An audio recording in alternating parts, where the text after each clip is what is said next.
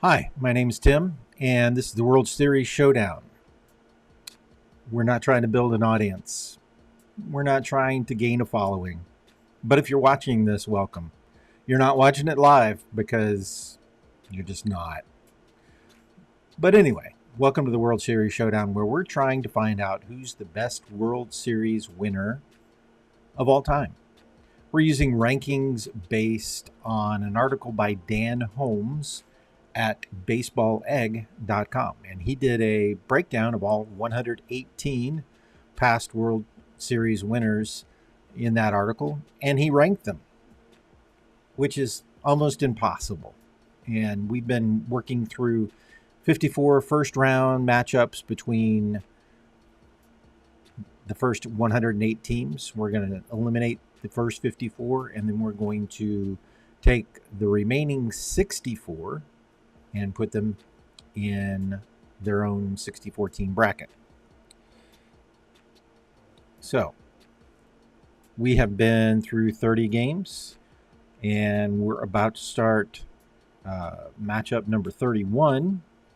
24 more to go. And we're looking here at the 29th series in the contest. And you see here, as I see here, I got to get it. It's somewhere. There we go. You can see it. Now I can see it. The 29th matchup right here. The 2008 Philadelphia Phillies and the 1962 New York Yankees. You can see that the Phillies are heavily favored. The Yankees, Dan Holmes has as the 98th ranked team in the 118 winners. That doesn't stop people from winning. You can see that the winner of this matchup is going to play the 2014 San Francisco Giants, which were the 95th ranked team when they played the 37 New York Yankees, and the Giants came out victorious. We've had that happen about half the time where the underdog wins. And so we'll get started here. Let's go to the game right here. You can see the matchup. 62 Yankees, 2008 Phillies. The Phillies being the favorite team, they get the settings favor them. All right, so we're doing this in 2008 era settings, which means you get more relief pitchers than you would in 62, more pinch hitters and more power going on. And so we simulate all the games, and I gotta go. You're seeing it, but I gotta see it too. So let's go find it. There we go. And game one, Ralph Terry, Cole Hamels. And the Yankees. Again, the underdogs going for it. They win. We go to the box score to find out what happened. It was a 5-4, 11-inning victory for the Yankees. The Phillies scored one at the bottom of the 11th, but came up just short. Looks here like Tony Kubek had the big hit, 2-run single versus Brad Lidge in the top of the 11th. And so almost Phillies made a run of it, scored 2 in the bottom of the 9th, tie it up and force it into extras before the Yankees pulled it out. Lidge was the loser. Marshall Bridges for the Yankees took the win, and Raleigh Sheldon with the save. You see there that time of the game was 4 hours and 1 minute. They did not have the pitch clock in 2008. So there you go. Let's go to game two. Game two, Whitey Ford, Jamie Moyer. And the Yankees take game two with a commanding 2-0 lead as they go back home to New York. They win 3-2. It was Whitey Ford, who is sensational, says the right up there. 7 innings, 2 runs on 7 hits, 6 strikeouts, 1 walk, 111 pitches. Jamie Moyer pitched a quality game. Only gave up 3 runs, but that's all that the Yankees needed to win Game 2. And we take a travel day. And let's go to New York. Game 3. The Yankees are fully in the driver's seat now as they take Game 3. They're up 3-0. Another 3-2 win as they score all 3 in the 5th. And you see there that, again, more relief pitching than probably would be the case in 1962. But the Yankees bullpen is holding together and doing its job. So we go to Game 4. Game 4. And the Phillies pull one out and don't make it a total debacle. Scoring 2 in the top of the 9th.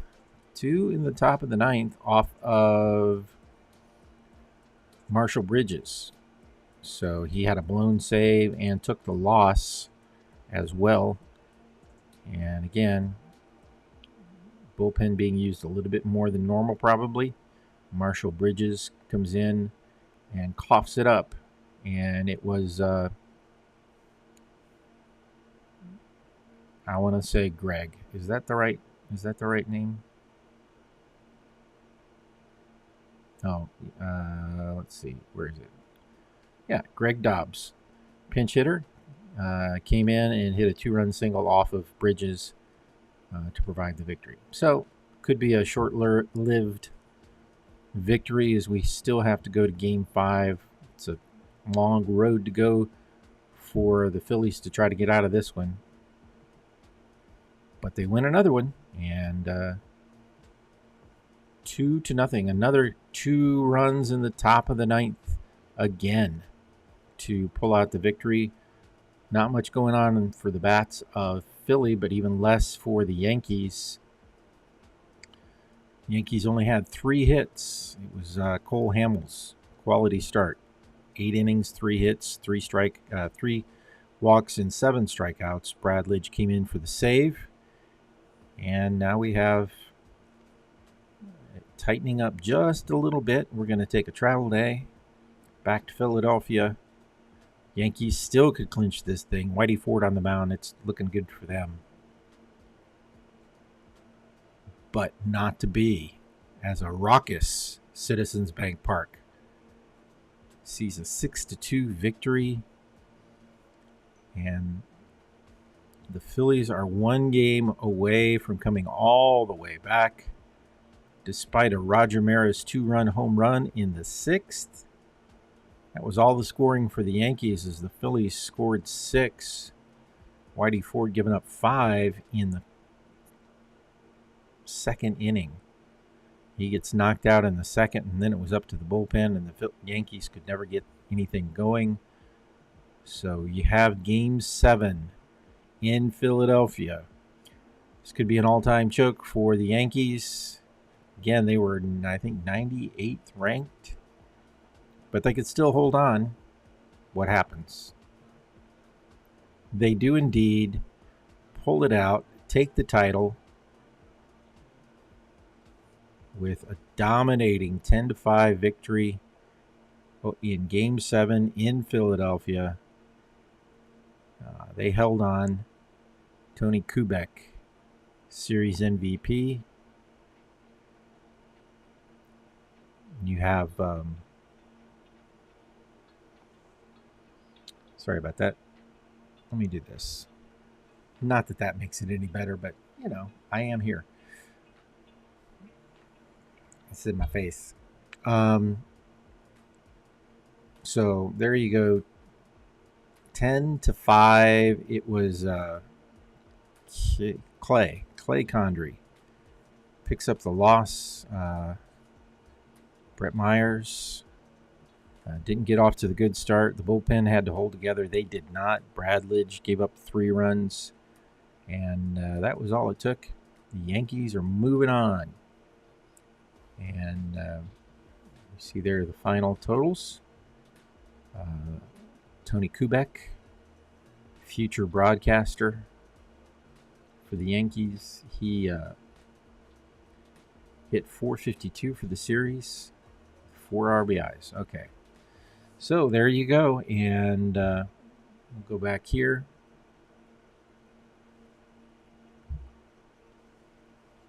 Gotta find it. There we go. And you see they're moving on against the Giants. All right. Next, we're going to, this is matchup number 32, World Series Showdown Series number 33. 33. You see it right there on the edge on the bottom of your screen. It is the 1946 St. Louis Cardinals and the 1959 Los Angeles Dodgers. Even more of a mismatch than the previous series, which was won by the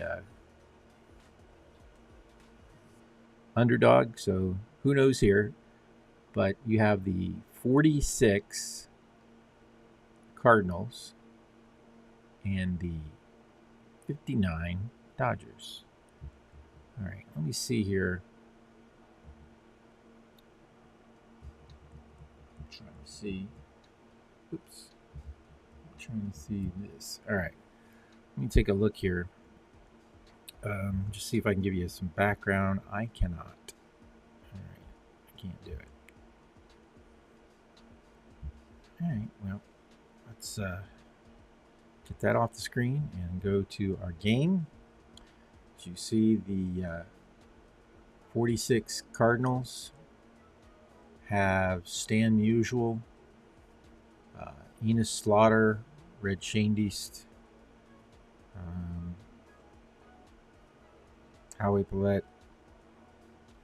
A lot of names there that if you play out of the park baseball or perfect team and out of the park, you probably recognize a lot of names. Duke Snider, Wally Moon, Carl Furillo, Don Drysdale, Roger Craig for the Dodgers. So let's see here. We have Game 1, Roger Craig, Harry Breachin for the Cardinals. The Cardinals do what they're supposed to do. They win 8-4 over the Dodgers. It was the pitcher. No, not the pitcher. Sorry. It was the third baseman, Whitey Kurowski, who was the MVP of the game. He had 2 hits. He was 2 for 3, 2 runs, 3 RBI, 1 walk, or no walks. I'm sorry. Had a home run. It looks 2-run home run in the 7th. So big blow there. Let's go to Game 2. And the Cardinals defend their home turf 3-2. It was Drysdale with a quality start, but Murray Dixon with the win. Red Shandies had a run-scoring single, and we go ahead to a travel day in Game 3. And the Cardinals 3-0 in this series. Win this one 2-0. And it was Larry Sherry with the loss. And Enos Slaughter hit a home run, as well as Stan Musial. That was the winning run in the top of the first. Stan Musial with a solo blast off of Larry Sherry. And we go to Game 4. Could be a possible sweep for the Cardinals. And it is, as they were indeed quite dominating. 7-3. Picked up 6 runs in the last 2 innings on the Dodgers, as Johnny Podres gave up 6. Clem Levine came in and gave up another run. And that's the series for the Cardinals and the Dodgers. Enos Slaughter was the MVP. And so you see that They will advance. They're going to play. It'll be the Cardinals getting another shot at another Dodgers team, this time the 65 Dodgers, who beat the 1921 Giants. If you go back, that was a weird one. I had to play that one a couple times to figure that one out. But so let's go here. We'll take that off, and you can do that. We're going to go to the next game, and our next matchup. Excuse me. Our next matchup will be matchup number 33. This is series number 12. Not on your screen. Hang on just a moment. We'll start the game working in the background so it can do its thing. And then we'll go over here and we will slide up to series number 12. And here we go. We got some got a wild card action here. The 2016 Chicago Cubs. Again, we're getting a few matchups that are a really high-seeded team, 24th rated team, the Chicago Cubs, and the 105th ranked 2003 Florida Marlins. And you can you might remember the Florida Marlins. Where is that? The Florida Marlins were a wild card and didn't win the National League East, but entered the playoffs as a wild card and went on to win the World Series. And now they're going to play the Cubs. So let's go to the action. And there we go. And we're starting off in Chicago. Josh Beckett, Kyle Hendricks matching up. And the Marlins 6-0. 6-0. All right. Derek Lee with a 2-run home run. Juan Carcion with a solo home run. And it was all Marlins, as Hendricks only went 4 2/3, gave up 4 runs on 7 hits, 6 walks. Usually in this game, wildness is a problem. So you see there that they had things going on for the Marlins. And Josh Beckett took the win. Game 2. Mark Redmond, Jake Arrieta. And it's the Cubs coming back. Arrieta with 8 innings of 5-hit ball as they win in dominant fashion. I'm guessing, let's take a look. Indeed, it was raining, but the wind was blowing out to right at 9 miles an hour. And that shows up in the final score. Ben Zobrist with a 2-run home run in the 8th. And you see there that Zobrist was 3 RBI. Chris Bryant with 2 RBI. And Baez as well. So there we go. Tied it up. Let's go to game travel day. In game 3, John Lester, Dontrell Willis. One for the ages as the Marlins get a 14th inning walk-off back in Miami. Let's take a look. Indeed, it was Marlins with a run in the bottom of the 8th to tie it up, and they held on, sent it into extra innings. Ivan Rodriguez with the run-scoring single off of Mike Montgomery in the bottom of the 14th. You see there a lot of pitching going on. Of course, we're playing according to 2016 era settings. So you have Edwards with the blown save and Montgomery with the loss. Spoonie Barker. That's a great name. Chad Fox with the win as he pitched a scoreless 14th. And all right, so Marlins 2-1. Game 2 in Miami. Good ballpark, by the way. I really enjoy the ballpark. But the Cubs win 4-3, as you have John Lackey picks up the win. The Marlins didn't score until the 7th. They got all 3 of their runs in the 7th on an in Carson.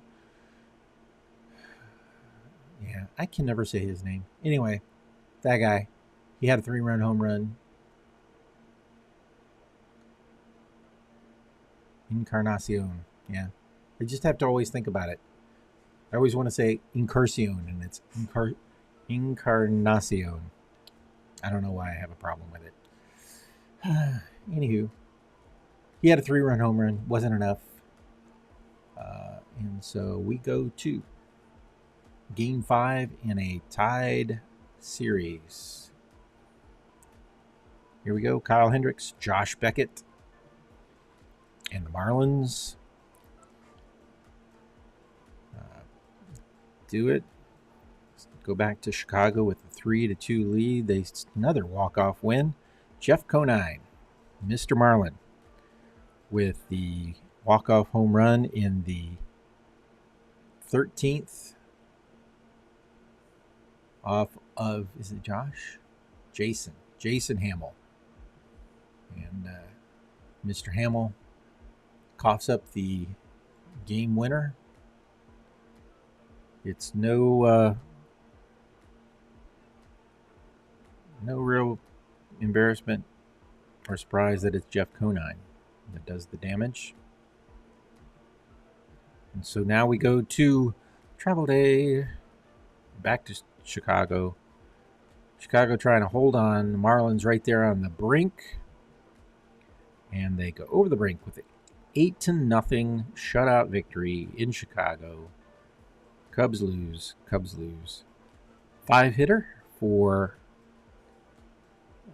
the Marlins. Mike Lowell was the MVP of the series, going .333 with 2 home runs. You have Matt Redman with the victory.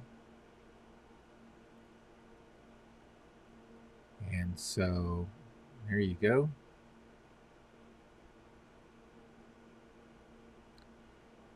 Okay. And so you have, let me go back here. We'll show the bracket. And you can we'll go back here so you don't have to see the side of my face. And the Marlins advance to play the 1922 Giants. There you go. Well, that's not the series I had trouble with. I had trouble with the 1921 Giants. But this series, again, an underdog. So you have a lot of underdogs doing their underdoggy thing. And so it'll be the 2016 Chicago Cubs and the 1922 New York Giants. All right. So let's get our next series set up. And this will be matchup number 34. World Series Showdown series number 44. 44. Let's go drag this down. You can see that number 44 is going to be, here we go again. The 1989 Oakland Athletics, heavily favored against the 1945 Detroit Tigers. We've done Tigers Athletics one time before, and that didn't work out well. So let's see what happens here. And we'll go to the game screen here. And Hal Newhouser and Mike Moore. Here we go. Go get them, Detroit Tigers. But not so much. So the Athletics win 3-1. 3-1.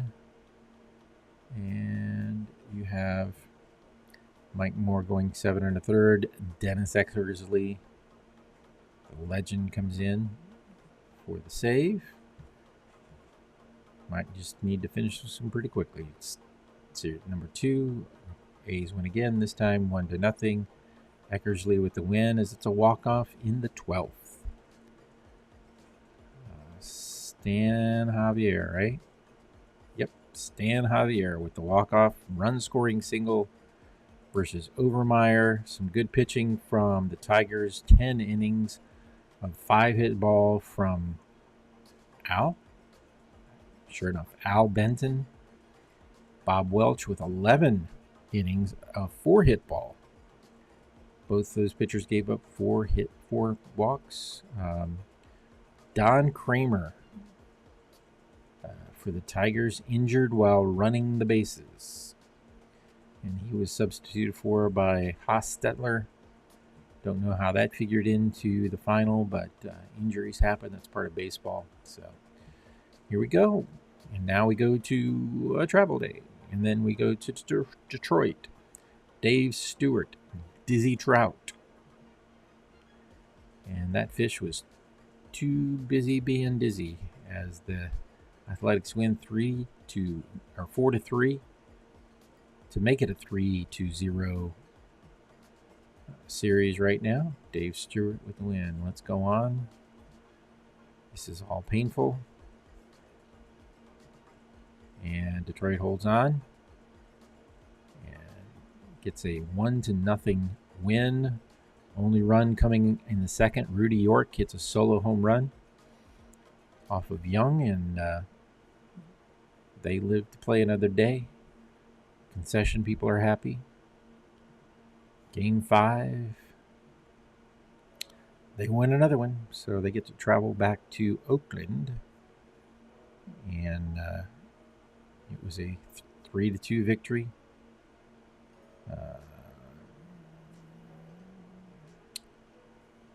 It's D. Parker. Pretty sure. Yeah, Dave Parker.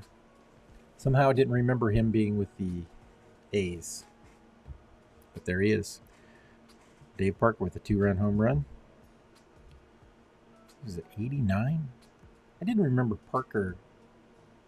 Yeah, I don't remember what year he retired, but he had to be near the end of his career, didn't he? Anyway, so a 2-run double by Paul Richards gives Detroit the win. And they get to have one more travel day and go back to Oakland. Oakland looking to close it out here, but they don't. And the Tigers trying to do what we haven't seen. I don't think we've seen anybody come back from 3-0 yet. We've seen them come back from 3-0 to go force a Game 7. We just did that a while ago. But I don't think anybody's actually come all the way back and won. But they get to play another day. 3-1 for the Tigers. And Bob Welch took the loss for the A's. It was 50 degrees and no wind in Oakland, Alameda County Stadium.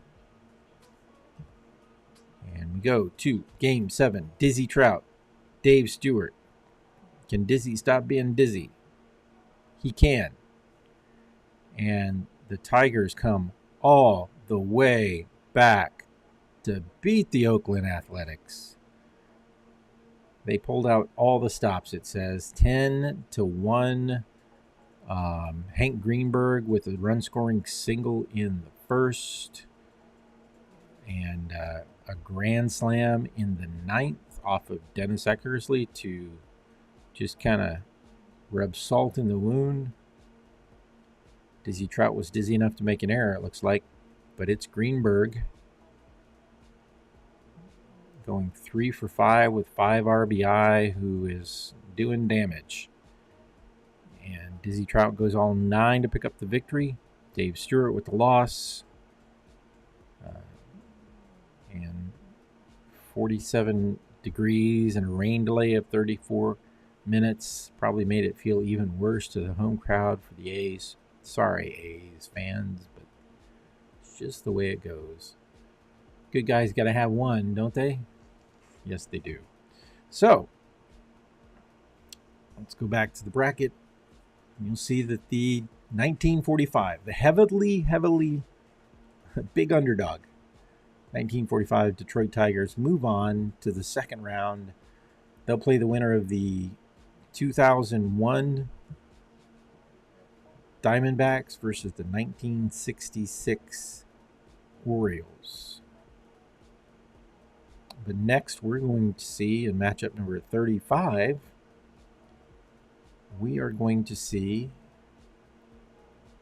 World Series Showdown Series number 25. And so that is going to be way up here. The 1928 New York Yankees and the 1956 New York Yankees. We've had one or two Yankee on Yankee matchups in this, given the fact that the Yankees have so many cotton picking teams that have won the World Series. You see the winner of this Yankee matchup will play the 29 Philadelphia Athletics. And a lot of Athletics. We just got rid of one, but we got two that are right here, still moving on. You see another Yankees team that has moved on to the second round. But we're going to go play this game right now. And take the bracket off so you can see the screen. Hopefully some of this streaming stuff I'm getting better at. Okay? Trying. But the environment I have to use and the equipment I have to use, it's not going to get much better. You see this tight shot on my face isn't because I like my face so much, because I hate the background. And so, today in New York, 1928, Tom Sturdivant and Herb Pennock. The favorite is the 28 Yankees with Lou Gehrig, Tony Lazzeri, Babe Ruth. Yeah. But they lose, and they lose big. It's a 15-8 slugfest. Just no pitching optional on this one. Skowron with 3 home runs, 8 RBI, scored 3 times. And it was a romp in the Bronx. Although, if you look at the line score here, it was 7-6. And then it was 10-8 before the 9th. They really didn't close it out until the 9th when they scored 5. And let's see. So it was Babe Ruth for the 28 club that had. Now, see, they called out Skowron for his 3 home runs, but Babe Ruth also had 3 home runs. And the Babe was 4 for 5 with 6 RBI. While Skowron was 3 for 6 with 8 RBI. So, a little duel there between the sluggers. And we go to game 2. Game 2. Whitey Ford, George Pipgrass. And it's the 56 Yankees winning again, this time a much lower scoring game, 4-3, 2 in the top of the 9th for the 56 Yankees. As you see there, Skowron with a 2-run single that made the difference. And so Skowron, if they go on to win, he probably will be the MVP, but still a long way to go. It's 2-0 56 Yankees, but we have a travel day. And then we're traveling from 1928 to 19 56. So we've gone ahead 28 years. Don Larson, famously of the perfect game in 56, wins this one 2-1. 9 innings, a 4-hit ball. Mickey Mantle with a run-scoring triple in the 6th. And wind was blowing out to center at 11 miles an hour, but of course, don't really want to hit it to center in Yankee Stadium at this time. So we go to Game 4. Game 4, the 56 Yankees sweep. And it is not Skowron who is the MVP, but Mickey Mantle. Skowron was 6 for 17, 3 home runs, 14 RBI. Mantle was 7 for 11 with 2 home runs, 9 RBI. So, yeah. Let's go to the box score. This final game, another slugfest. 14-11. And it was 56 Yankees pulling it out. It was 11-9 going into the bottom of the 7th. And then they disposed of them. So it says, relief pitching not really happening here. Yeah, pitchers did not have a great series. See there, Bob Turley was 40 and a half. Pitched 1 1/3 and didn't do well. So. Okay, so let's go back and take a look at the bracket. We have the Yankees moving on to the Athletics. All right, we covered that. Let's go here and we'll take a look. And you can see that we are going to go to matchup number 36, World Series number 6. Way up here. That's going to be the Cardinals and the Senators. The 1967 Cardinals and the 1924 Washington Senators. So the two names I can come up with off the bat are Walter Johnson for the Senators and Lou Brock, Bob Gibson, Steve Carlton, Tim McCarver for the Cardinals. Take the bracket off and go to the game. And there it is. And it's Johnson, Big Train, Walter Johnson, and Bob Gibson for the Cardinals and the Cardinals. Take game 1. 1-0.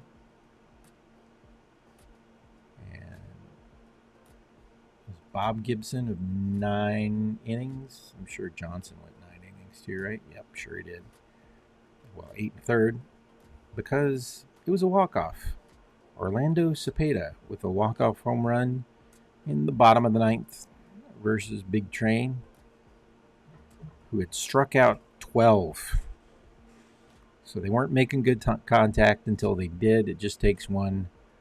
And there it is, just a matter of executing. Here we go to game 2. Much less high-profile starting matchup. And you have 4-2 to win for the Cardinals. Cardinals, again, heavily favored. They're taking care of business here. By this time, 1967, don't know if you remember, Roger Maris had moved on to the Cardinals. And so he had 2-run home run. And there you go. Taking a look at some of the things. Let's go hurry on to our travel day. And back to Washington. And Washington gets a home win. 3-2. 3 runs in the bottom of the 8th. as Steve Carlton couldn't get out of the 8th inning. Gave up those 3 runs, which just the way it goes. George Mogridge was player of the game at Griffith Stadium.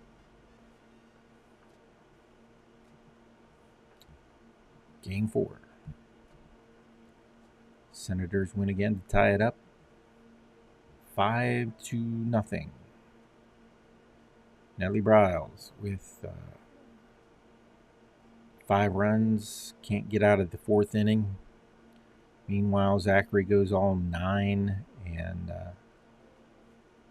no runs on 6 hits. So one more game in Washington. Pivotal game 5. Game 5s are kind of a big deal. And Washington wins it. So they are in the driver's seat going back to St. Louis. 2-1, a walk-off winner. And it was Joe Judge, not Aaron, but Joe Judge with the walk-off winner in the bottom of the 10th. Each team scored 1 in the first, and then it was a lot of nothing as Gibson and Johnson took it away. But now we go to a travel day and back to St. Louis. And the Cardinals force a game 7. Again, remember the Cardinals heavily favored in this one, in this series. And they win 5-2.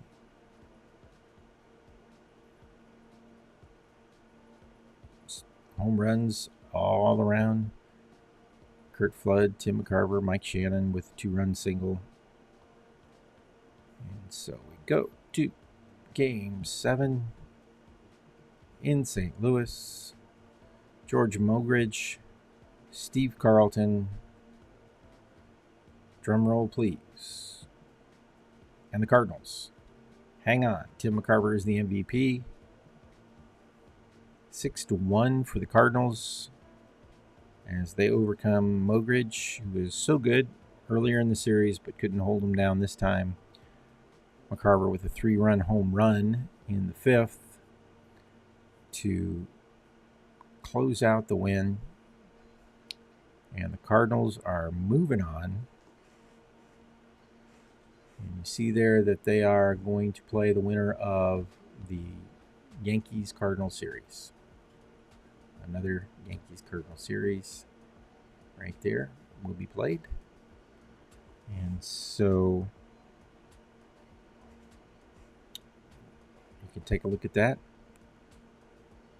The 67 Cardinals advance. And we go to matchup number 37.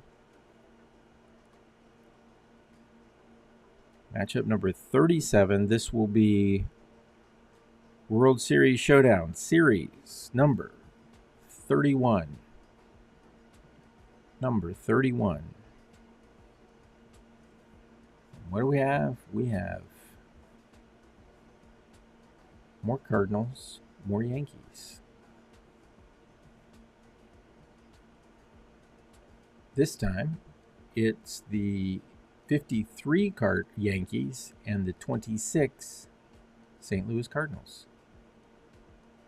And this time, the Yankees are the heavily favored club.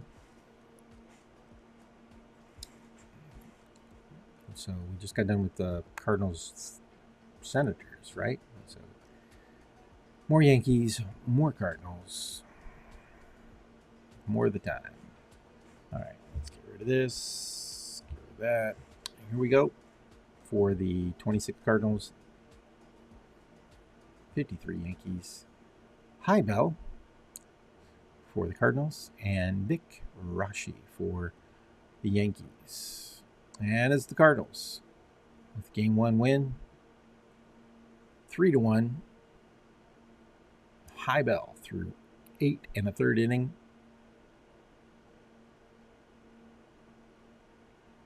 You see there, the Yankees left 10 on base.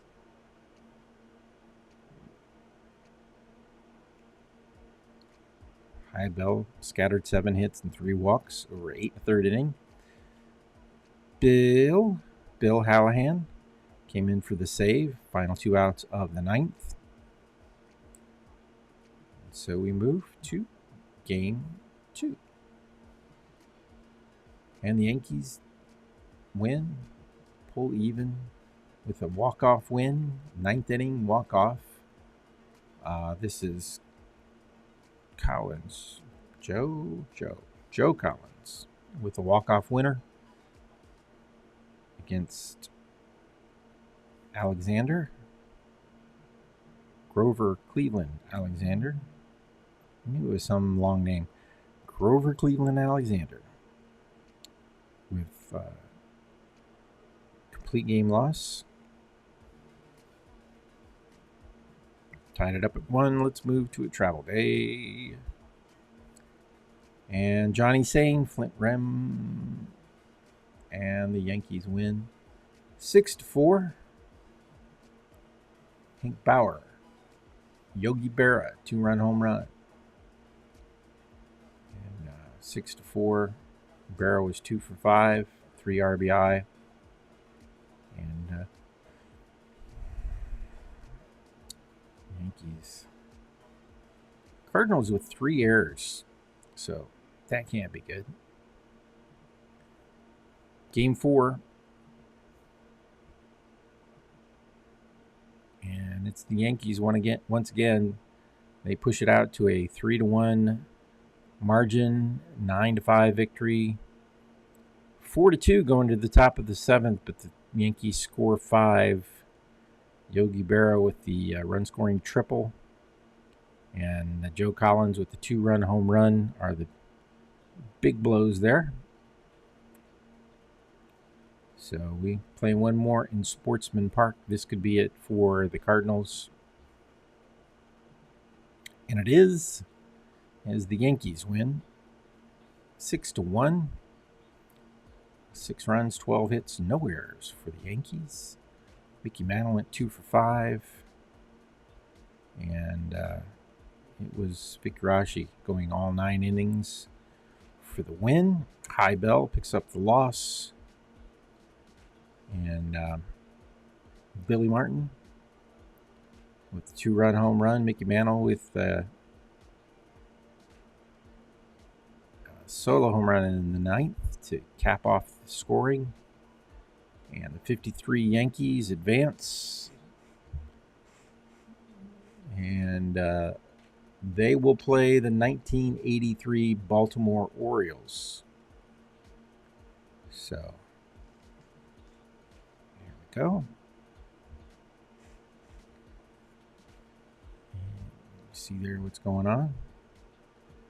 And now we go to a matchup we talked about earlier. And we're actually going to play it now. This is series number 45.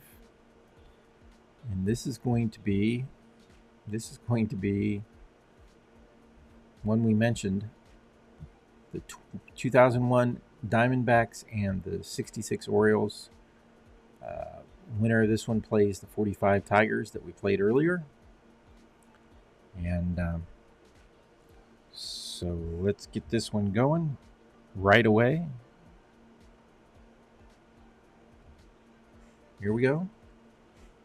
Let's not see my face for a while, shall we? There we go. That way you don't have to look at my head as I look down and all that stuff. All right, so today in Arizona, Steve Barber, Randy Johnson, the Orioles take game 1, 3-0. And it was Randy Johnson went 7, giving up 3 runs. But Steve Barber with 6 1/3 to get the win. Dabrowski with the hold, Miller with the save, kick save and a beauty. And we go to game 2.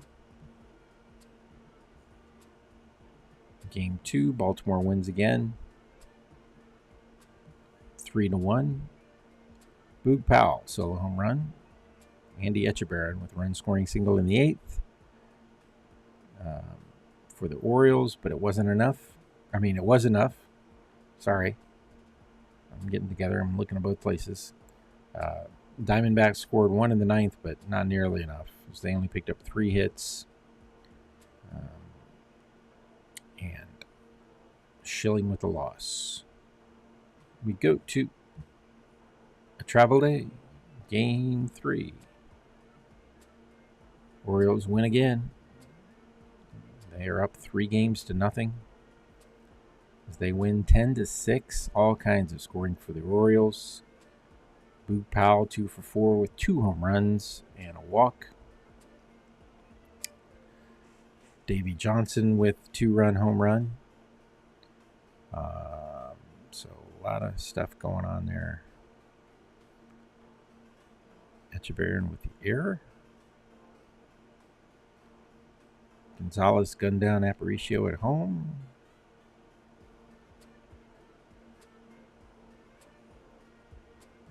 And as always, if you want any details for any of these games, just let me know and I can go back and give you details. Just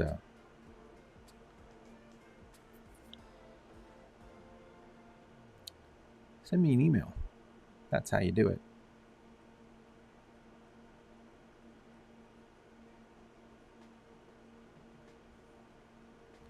Game 4. And the Diamondbacks stave off elimination with the 8-1 win. Dave McNally takes the loss, giving up a lot of runs. Andy Lopez with the win. It was the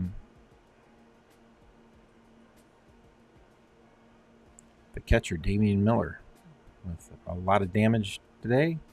Went 2 for 2, 5 RBI, had a walk.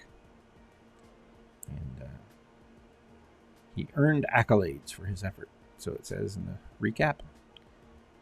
Game 5 in Baltimore.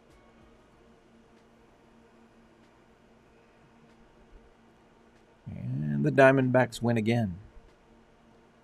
Trying to keep from being eliminated.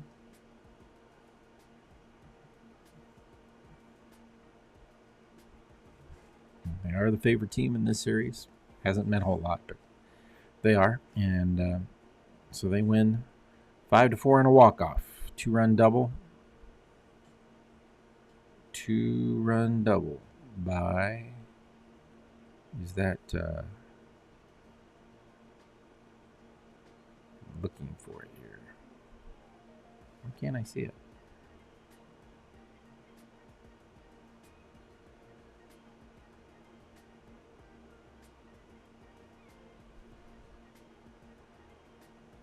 That is weird. Okay, so Kurt Bleffery was special. I don't know who that is. So he had 2 home runs. And it wasn't a walk-off. That's what I was confused about. Was this? It wasn't a walk-off. They scored 2, made it close. Sorry.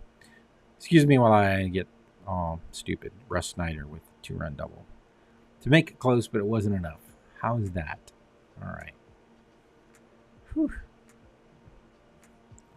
Let's go to travel day. Game 6. Back in Arizona. Trying to crawl out of the hole they created when they dropped the first 3 games. They've now tied it at 3 games apiece. Curt Schilling with the win. 7-3 was the final. Mark Grace was 3 for 4. And wind was blowing out to right at 7 miles an hour. And Jim Palmer came in. Didn't do much special. Palmer was a young guy at the time, was he not? Pretty sure. And so there you go. And we have a game 7. And we've had it go both ways. Team that had dug out of the 3-0 hole and dropped game 7, and a team that dug out of the 3-0 hole and won game 7, which is this going to be. Both starters Not very impressive in their first outings. Why in the world? Okay, before we get started here, who's going? Britannia and Batista. Okay, well. So he's pitched, the Oakland starter pitched 2 2/3 and has a 16.88 ERA. Batista 2 2/3, a 16.88 ERA. Let's see who's less worse. Arizona favored. Here we go, Game 7. Orioles. Keep it from happening. They keep the comeback from happening. They win 5-1. Bertana went 7 1/3 despite his lousy ERA. Batista only went 5 2/3, picks up the loss, and Bertana was the MVP for the game. But a big celebration in the Oriole locker room as they wrapped up their first title in team history, so it says.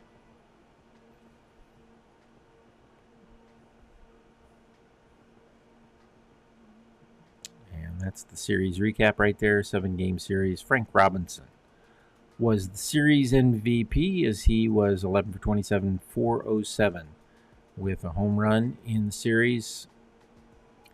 So they did their job, and you have here the 66 Baltimore Orioles. They were the slight underdog, and they'll take on the 45 Detroit Tigers, who will be the big underdog in that series. Didn't seem to matter to the Tigers. They were the ones that came all the way back from a 3-0 deficit and won their game against the Athletics. We're going to go to another series. I think we're going to do...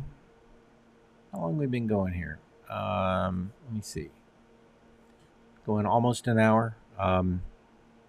My voice is getting tired, for one thing. So, we got time. We'll do at least 2 more here. And these 2 will be right side by side. So, this is matchup number 39. And it is World Series Showdown, series number 22. 22. Let's go up here. I'll just tell you ahead of time what's going to happen here. This is another Florida Marlins game. This one's going to be the 97 Marlins against the 54 Giants. 54 Giants, heavy favorite. 54 Giants with Willie Mays and Hoyt Wilhelm, Ruben Gomez, Monty Irvin, Joe Garagiola. Okay, so anyway, do you know Garagiola hit 280 in the 54 season? Not bad. But Dusty Rose, Hank Thompson, Monty Irvin for the 54 Giants. And we're going to play this game. And then we're going to... The next series we're going to play is this one right here. The 1920 Cleveland team and the 44 Cardinals. So you're going to get the second round matchup pretty much right away. So let's go to the game. Looking for it. There it is. And my little settings. Take the bracket off the screen. We can go here to New York, 1954. Kevin Brown, Johnny Antonelli. And it's the Giants winning game 1, 9-2. And you see there they brought the wood. Willie Mays with the bases loaded walk in the first inning. Hank Thompson also with the bases loaded walk. So Kevin Brown not off to a great start. He still went 6 2/3, but gave up 9 runs, 5 of them earned. Bobby Bonilla Craig Counsell both had errors that, if you look at this, they did not have a good game. Okay, Bobby Bonilla left runners on. So did Craig Counsell. They both had errors. Bobby Bonilla did have a double in the 9th, but by that time, who cares? It was 9-0. So, play ball. Game 2. And this will be Ivan Hernandez, Don Little. Marlins win behind Hernandez 4-1. And see there, Bobby Bonilla is still hitting. Still making money. All these years later. It's crazy, isn't it? This is 97. And now we're in 2023, and he had the big check again on Bobby Bonilla Day. So it's good life. Good money if you can get it. Okay, travel day, and we go back to Miami. And the Giants win 9-1. Got to figure maybe Willie Mays got in this action. 2-run single for him. But it was Sal Maglie, the old man of the franchise, who threw a four-hitter. And the Giants win. And go on to game 4. And the Marlins tie it back up. Marlins, sorry, I moved away from my mic. I don't know if that's better or worse. There's no sound, audio, anything monitoring. Nothing. So the sound could be terrible. The sound could be great. I don't know. I try to set the audio beforehand, and then I check it afterwards to see how I did. And, you probably wanted to see the box score. Just see that. 7-4 victory. 4 runs in the bottom of the 8th for the Marlins. Was the deal as,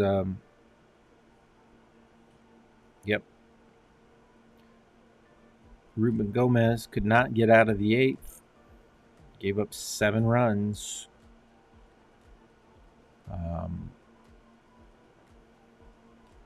Devon White was the MVP of the game. He went 3 for 2 RBI. So all tied at 2. We go to game 5. And it's the Giants taking the advantage as they go back to New York. The Giants with the 2-1 11-inning win. Al Dark with a run-scoring double in the 11th. Kind of negates a great effort by Kevin Brown, who went 10 innings. But Jay Powell came on in the 11th and couldn't get it done. So there we go. We're going to take a travel day to go back to New York.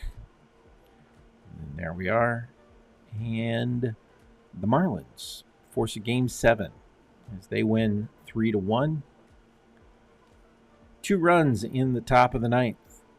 Break a 1-1 tie. It was Darren Dalton with a 2-run triple versus Hoyt Wilhelm. And Ivan Hernandez went 8 innings. Picks up the win. Jay Powell gets the save. Go to game 7. Just scrolling down to see if anything. You can see a lot of pinch hitters and whatnot there. We go to game 7. Giants, Marlins. 7-6. Charles Johnson with the MVP. 7-6 in the 8th inning. That's where it happened. 8th inning. Craig Counsell with a 2-run triple. And wow. Okay. So they had some things going on here. Let's see what happened in the 9th, because the Giants, they were down 7-6, and they had a lot of action in the ninth. So what happened? All right, one of the few times I'm just curious. Let's go to the game log. And so in the, let's see what happened in the top of the eighth. A single from Alou, a fly out for Sheffield, a single for Johnson. So first and second, not sure why Johnson's getting the MVP, but okay. And then pinch runner, Craig Counsell with a triple, scores 2. So it's tied. And then Darren Dalton with the sacrifice fly, scores Counsell from third. And that was the winning run. But what happened in the bottom of the ninth? Bottom of the ninth, you have a double from Don Mueller. Wow, look at this. Alvin Dark, sacrifice bunt, batter safe. So you got first and third, nobody out. Dusty Rose hits a fly ball to left field, and nobody tries to score. Holy cow. First and third must have been shallow. It says it's a line drive. I don't know what location 3DF means, but maybe a shallow fly ball. It was a line drive. So we're on third stays. First and third. Willie Mays up. Fly ball. Left field again. What the heck is happening here? They're down 1. Score the man. Who's down there? Don Mueller. Is he that slow? Then why not put in a pinch runner? Holy cannoli. And then Hank Thompson flies out for the final out. So they end there with runners on first and third. And that's it. That's the ball game. Unbelievable.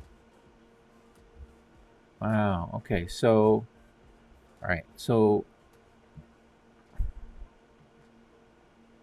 go back to, how do I go back to the bottom score? Let's go back here. I'm just, that's amazing. So it's Eisenreich. So Jim Eisenreich is playing left field. He's the guy they don't want to run on. Not sure why, but that's who they don't want to run on. And Don Mueller, who is your leadoff hitter, on third base, doesn't score. That's just crazy. Okay, so let's go back and show you the bracket, show you again where we're going. We're going to this next series as the Marlins, the 101st ranked Marlins, beat the 54 Giants. So now we're going to play the 1920 Cleveland team. And it's on my bracket. I'm not trying to be offensive. I don't, if there's a Native American who that feels badly about that, it's what the team was called. I'm not making a political statement. It's what the team was called. It's history, okay? And if it's something to point to say, look, there was a time when people thought that was okay. And so it's time for teaching. History is all about learning and teaching and growing. And so the fact that they were called the Indians, that's what goes back to the founding of the country, and they thought they had reached India, and they had not. So they called the indigenous people, they called them Indians. So, little history. It's there, but you can't do it if you call them guardians. That's what they are now. Okay. Again, I'll just refer to them as the Cleveland team, but they're on the bracket as what they were back then, not what they are right now. So let's go to the game. And Cleveland, 1920. The favored team playing the St. Louis Cardinals of 1944. And the 1920 team wins 4-1 behind Stan Kovaleski's 6-hit, 1-run game. He scattered 3 walks as well, struck out 6. He was the player of the game. And despite the fact that there was some run support from Elmer Smith. Elmer Smith knocked in 3 of the 4 runs. Gave them what they needed to beat the Cardinals. Game 2. Game 2 has the Cardinals losing again 3-0 to Cleveland. Cleveland, Dan Males, Duster Males. I was guessing. Duster Males. It's like there's another D. What is that? Doc. Okay. Doc Johnson. Duster Males. It's an interesting name. He has the 5-hit shutout, and even though Max Lanier also had a good game, it was Duster with the win. 125 pitch effort from Duster Males, and he'll enjoy that travel day. Game 3, Guy Morton, Ted Wilkes. And again, it's the 1920 Cleveland team winning, this time 5-3 with 3 runs in the top of the 9th to beat the Cardinals. It was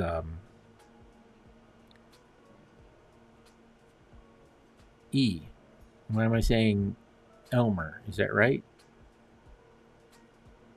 In the 9th? Top of the 9th? Elmer Smith with the 2-run triple. Oh, it's right there in the recap too. 2-run triple, top of the 9th with the Cleveland on top.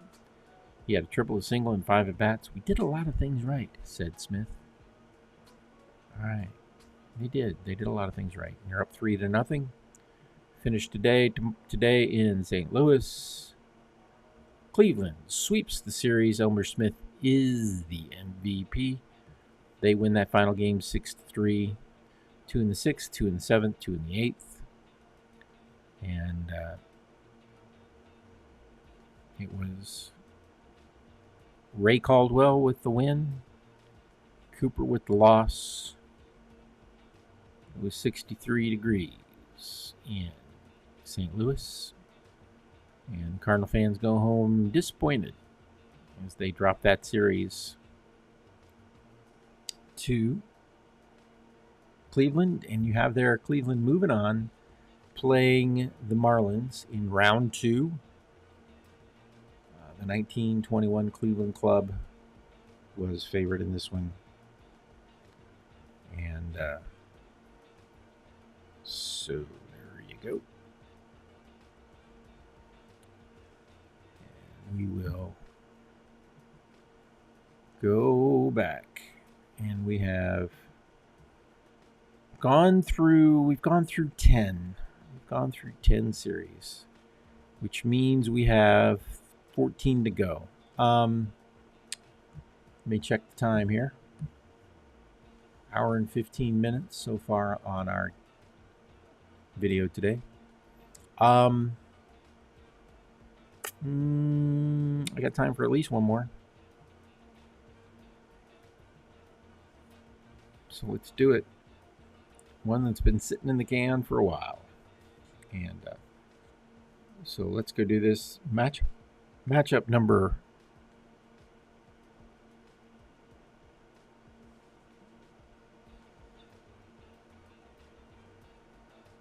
Matchup number 41. Matchup number 41. And this is going to be World Series Showdown number 1. Top of the list, Anaheim and the 1910 Philadelphia Athletics. This one right here is a matchup of the closest ranked teams, according to Dan Holmes. 64th ranked Anaheim Angels and the 65th ranked 1910 Philadelphia Athletics, which means the winner of this one plays the top ranked 1976 Cincinnati Reds in round 2. Let's go to the game. You see there Charles Bender for the Athletics, Jared Washburn for the Anaheim Angels. At this point, they're the Anaheim Angels. See, we do this historically. Sometimes they're Anaheim, sometimes they're California. Sometimes it was Florida, sometimes it was Miami. It's just the way it works. Anaheim defeats the Athletics 4-3. And the series favorite walks it off in the 9th inning. Tim Salmon got hit by a pitch. Oh, a painful way to walk it off, isn't it? Eric Plank wants to walk the plank. He came in the 9th and gave up a hit and 3 walks. And the game winner, walking it off in the 9th. Tim Salmon. There you go. Wow. That's got to hurt. Game 2. Anaheim wins again, 8-7. Hammered by Salmon. Ochoa, 2-run single. Salmon, 2-run home run. 8-7. Athletics score 1 on the top of the 9th, but couldn't close the deal as Troy Percival gets the final out.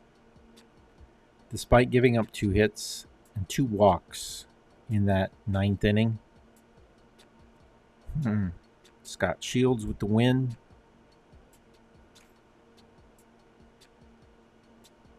Interesting.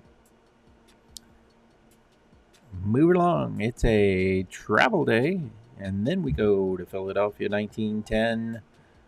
And Anaheim pushes it to 3-0. 3-0. A 1-0 win. The only run coming in the 6th on a run-scoring double by Garrett Anderson. And Morgan goes the distance, but that 1 run cost him. And Troy Percival with the, wait a minute, save. Okay. For a minute I thought it said win. Yeah, Russ Ortiz with the win. And we go to game 4. And the Athletics pull one out, 7-1. 7 runs on 12 hits for the Athletics. And let's see, it was Dygert with the win. Stolen base for Erstad. What do we got here? Collins with a home run. Double by Oldring. And so they spread it out there. Kevin Apier with the loss. Go to game 5. And Anaheim closes it out 3-1. Garrett Anderson is the series MVP. It was 3-1. He had a couple of RBI on this one. And Charles Bender with the loss, as Jared Washburn was player of this game, but Garrett Anderson the series MVP. And sometimes you get lucky, and sometimes you make your own luck. All right, there we are. 5-game romp. And again, you have the Angels advancing to play the 1976 Cincinnati Reds. And that coming up later on in round 2. We're still finishing round 1. And yeah, we got time for another one. This is going to be matchup number 42. World Series Showdown Series number 41. And so let's go down to 41 and find out what that looks like. That's going to be the 2012 San Francisco Giants, the 1923 New York Yankees. Hang on a minute.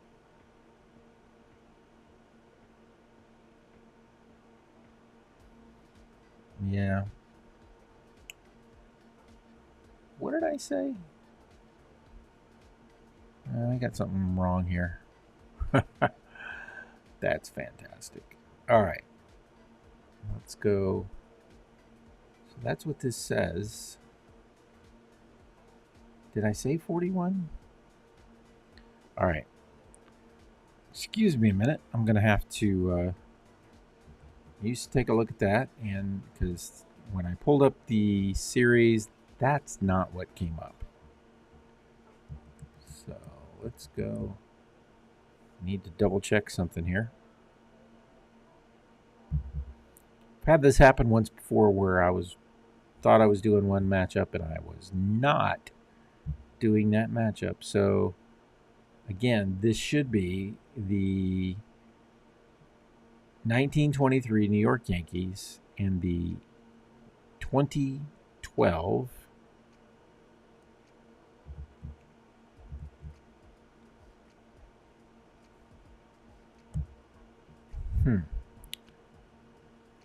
2012. All right. Let me go back here. Things in the background are not matching up. Yeah. So series number 42. Let me see what's going on here. Let's look at some matchups here and see if I can figure this out. Nope, that's not it. Series number. That's what it should be. But I am seeing something completely different when I go to do the matchup. What series is that? Take a look. Didn't we play the 1962 somebody or the other? We did, didn't we? Because that's what I'm getting. Just take a look here. This is A wandering we will go. A wandering we will go. Yeah, don't even see this game. So I guess we'll call it a day after ending on that on that last series there, and I will go away and figure out what I did wrong to mess up this matchup that I was. Oh, there it is. Okay, this is the one that's pulling up for me right now. Series 29, and I don't even know.